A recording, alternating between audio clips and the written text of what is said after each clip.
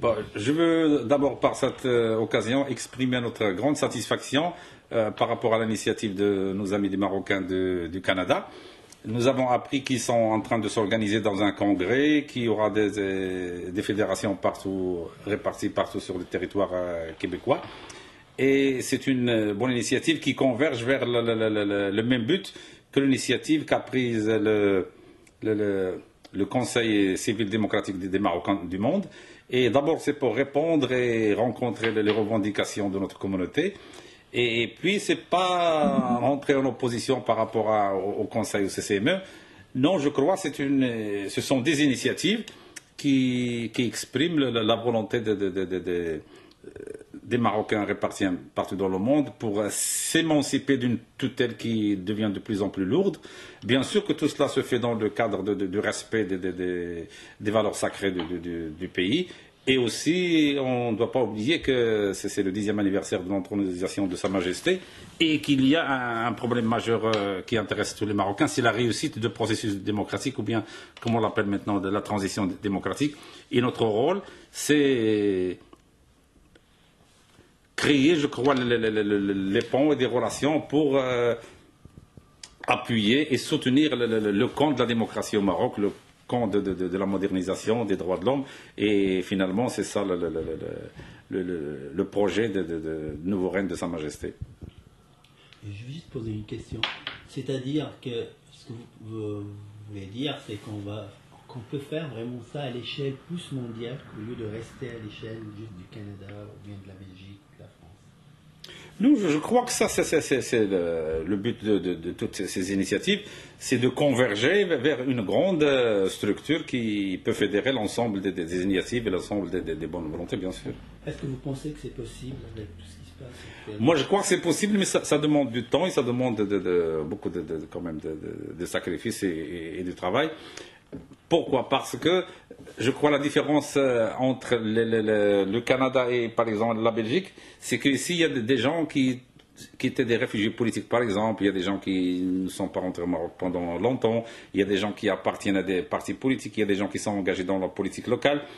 Et ce n'est pas le cas au Canada parce que c'est une nouvelle immigration qui n'a pas les mêmes racines politiques que les Marocains de Belgique, par exemple. Mais ça n'empêche pas de travailler ensemble pour profiter des expériences des uns et des autres et pour s'enrichir mutuellement et converger vers cette grande structure qui pourra avoir beaucoup de bénéfices pour l'ensemble de notre communauté. Okay. C'est combien de Marocains, par exemple, maintenant en Belgique?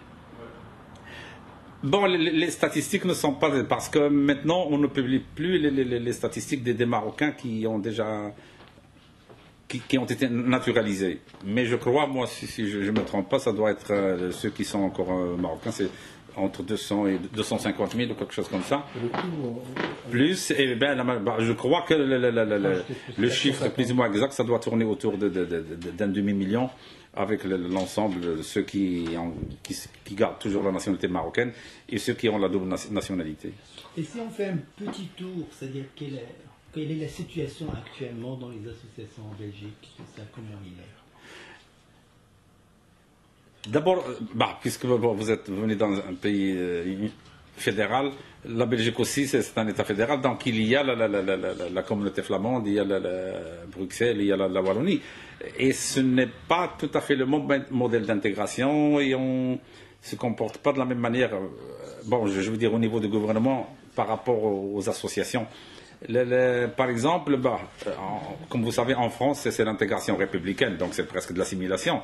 Vous, au Canada, c'est le multiculturalisme et on reconnaît le pluralisme culturel et la diversité culturelle. En Flandre, on est plus proche de ce modèle-là. Donc, on reconnaît quand même qu'il y a des minorités ethniques et culturelles et on va dans son sens. En Wallonie, non, je crois que ça reste toujours le modèle d'intégration très rigide, plus rigide qu'au nord du pays. Les associations, par exemple, il n'y a pas une politique de financement continue et bien établie des associations chez les francophones, mais chez les flamands, il existe une politique de reconnaissance des fédérations, des associations et aussi leur financement et une reconnaissance officielle de ces associations. Ils participent, par exemple, ou bien ils sont consultés lors de l'élaboration des lois ou bien des politiques. En tout cas, ils sont quand même présents. Et ce n'est pas la même chose au niveau de la Wallonie et de Bruxelles. Les associations, il y a différentes associations. Ça va de l'association du quartier jusqu'à la grande association qui vise à avoir une activité politique et culturelle. Mais c'est différent. Il y a aussi beaucoup d'associations de mosquées. Et ben, c'est un peu plus compliqué que les autres.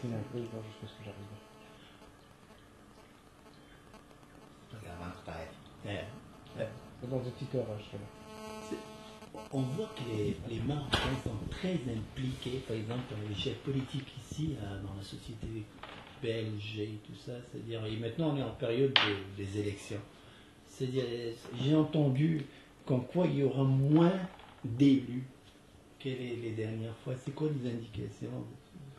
Oui, bon, quand on voit les listes des différents partis politiques, je crois que les candidats issus des différentes communautés de l'immigration, ils sont mal placés. Donc, ils ne sont pas dans des places éligibles ou bien des places de favoris, certainement. Et surtout, bon, le grand nombre de Marocains, ils sont sur les listes socialistes, francophones. Et puis, c'est la même remarque, ils sont mal placés. Est-ce qu'il risque des gens qui risquent de perdre leur siège? D'après les sondages officiels et officieux, oui, certainement. Ah, ok, donc, de toute façon, mais qu'est-ce qui pousse vraiment cette communauté à faire partie?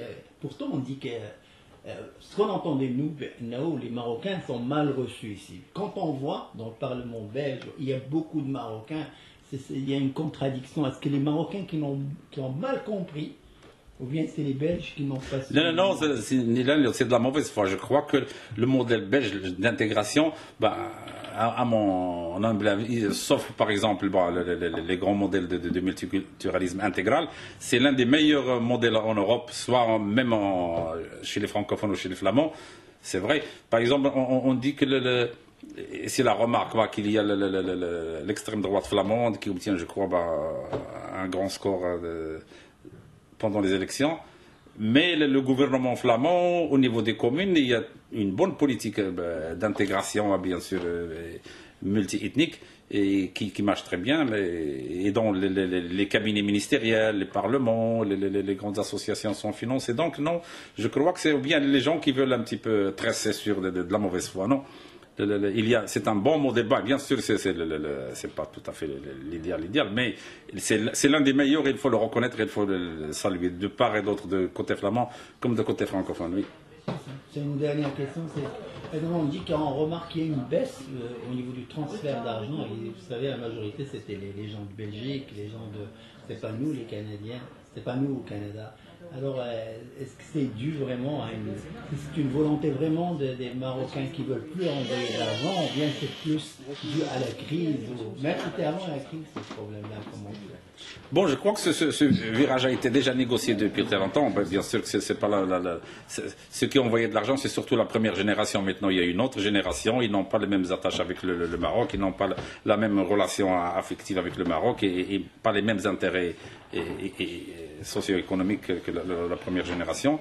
Et puis, bien sûr, que la crise financière qui se transforme maintenant en crise économique et sociale vient accentuer ce phénomène. Absolument. Merci. Je vous en prie.